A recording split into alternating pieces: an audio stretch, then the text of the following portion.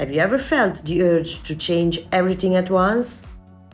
After leaving the bustling chaos of Hong Kong, we weren't just moving. This was a total reset, a new location, a new lifestyle, and a completely different way of working.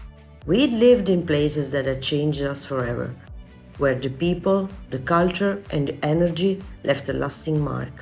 But this time we craved something different. When the idea of an island came up, the decision was instant. It didn't just feel like a choice, it felt like destiny calling us. Will this be the fresh start we dreamed of, or the toughest challenge we'd ever faced? Let me show you where we ended up. An island in the tropical region of the globe, where emerald hills rise and fall like waves on land, leading to jungle roads so quiet you can hear the wind whisper through the trees.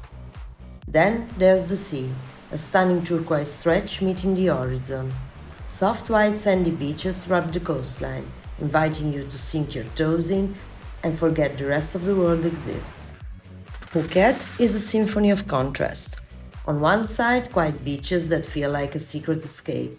On the other, streets bursting with life, music pouring from every direction with the energy of the night pulling you in. It's like stepping into another dimension. 3 years here have flown by in what feels like a heartbeat. Just saying it out loud makes me realize how much has changed for us and in us. By the way, if you've made it this far, you're already part of this adventure. So here's the deal. If you hit like, that's a virtual high five from me. If you subscribe, welcome, you're officially one of my beach buddies. And if you do both, well, you're absolutely invited to the next sunset beer session. So what do you say? Starting over always sounds exciting, until you have to face all the little things you need to figure out. The first big hurdle? Finding a house to rent. We tried real estate agencies, but it felt like sending messages into a black hole. No one replied, no one followed up. So I turned to my secret weapon again, holy Facebook Marketplace. After sending what felt like a million messages, we visited house after house, only to find places that looked nothing like the pictures, most of which were clearly taken a decade ago. Some of the homes felt like stepping into a time capsule, and not in a good way. Finally, I stumbled on a brand new listing.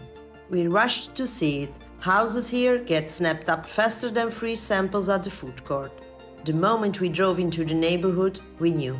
We were grinning like kids on Christmas morning before we even stepped inside. It wasn't just a house, it was our house. Within 10 days of landing, we had found our nest. One of my favorite parts of moving here was finally having a pet-friendly home. Back in Bangkok and Hong Kong, that was nearly impossible to find. Here, I could finally start fostering animals again, something I've always loved. One day, I was asked to foster a tiny underweight kitten, barely 5 weeks old. She was so small I was scared to even hold her, afraid she might break in my hands. But as she recovered, one look into those big curious eyes, and we were absolutely smitten. Letting her go? That wasn't an option anymore. Now she's the CEO of the house, without even pay rent. Building friendships here was different. It didn't happen as quickly as it did in Bangkok or Hong Kong. But slowly, through chance encounters and small conversations, we found others like us, foreigners who had left everything behind to start over. There's something about the shared leap into the unknown that forged connections in unexpected ways. Now, let's talk about a motorbike license. I wasn't thrilled, to say at least. At 50, I had never touched a scooter, let alone driven one. My husband joked I needed training wheels. What I get though was a fractured toe, but thanks to him, navigating a narrow parking lot packed with scooters, where one license plate managed to wedge itself between two of my toes. The result? Surgery for a displaced fracture. Let me tell you, the sound of a surgical drill in the operation room is something I will never forget. Despite that, I started practicing on jungle roads, wobbling like a toddler. The driving test? Let's just say balancing on a yellow line after weaving through cones felt more like a circus act than a test. But then there was the theory exam, translated into English with what must have been the earliest version of Google Translate.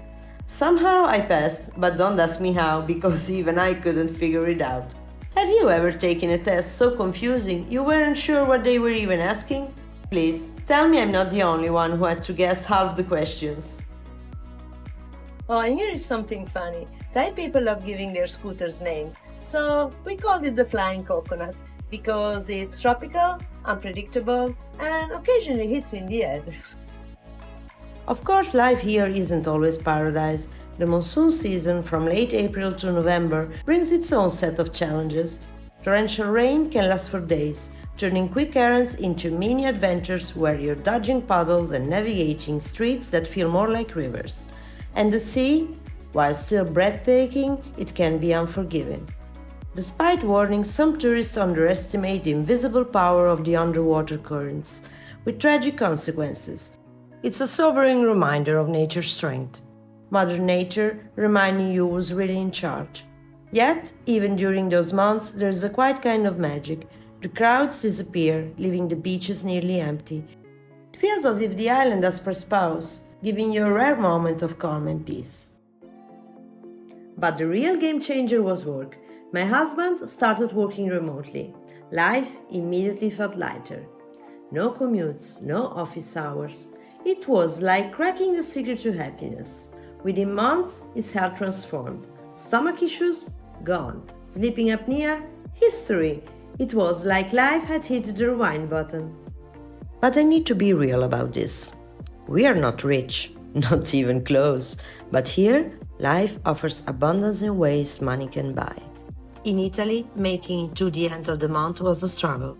Bills drained us, and going out for dinner was a luxury. Maybe once or twice a month if we were lucky. Here, we can go out 3, even 4 times a week and spend the same amount. It's not about extravagance, it's about the freedom to enjoy life.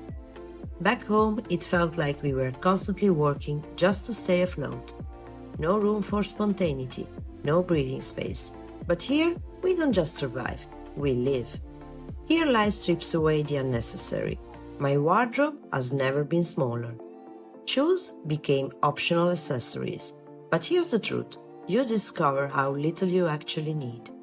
Then, when you go back to Europe once a year, everything feels too fast, too loud. People rushing, stress thick in the air. At first, you feel out of place, like you've forgotten how to keep up.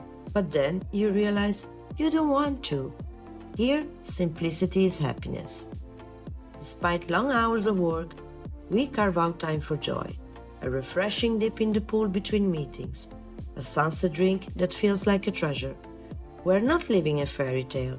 Responsibilities, deadlines, and stress still exist. But so does balance. Long walks on the beach, scooter rides through jungle roads, exploring hidden corners of the island. Or the pure bliss of a Thai massage, where they twist and fold you like origami. Here happiness isn't about extravagance, it's in the simple things. The stillness of an early morning, the quiet moments that make everything feel just right.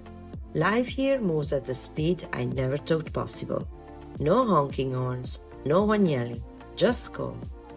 Have you ever felt time stand still? That's life here. The best part? No one cares about appearances. You could walk down the street in pajamas and no one would bat an eye. Living without frills has been a refreshing change. Instead of worrying about how we look, we focus on the life you're living. Let me tell you, it's priceless. Taking a leap like this is never easy. It's terrifying. You trade comfort for uncertainty, the familiar for the unknown. But isn't that exactly what makes life extraordinary? Those moments when you ask, what if? And choose to leap anyway. Not knowing where you land, but trusting that the journey will be worth it. So, what's your leap? Maybe it's quitting the job that pays well but kills your soul? Or telling your parents you're choosing a different path? Walking in the gym for the first time? Or maybe ending the relationship everyone thinks is perfect? Let me know in the comments. But whatever it is, don't wait for the perfect moment. It doesn't exist. The biggest risks often lead to the greatest rewards. Sometimes those rewards aren't a destination, but a transformation of your soul. A whole new way of being. Remember, 1 year from now, your wish you started today. So, what are you waiting for?